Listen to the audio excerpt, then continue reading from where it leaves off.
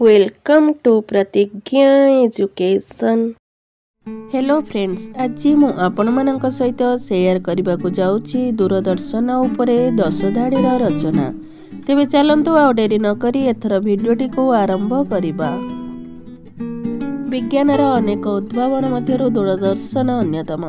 यह John Logie Baird 1927 मसीह उद्भावन करथिले। यह मनोरंजनर एक माध्यम अटे। प्रथमे यह केवल कला एवं धलाचित्र माध्यम रे प्रसारण करा जाउथला।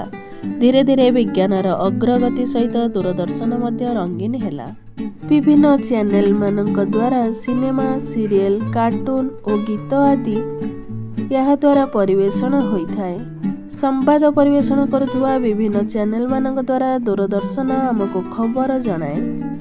दूरदर्शन छात्र, कृषक, व्यवसायी आरंभ करी समाजर सबु श्रेणीर लोक दरकारी अटे।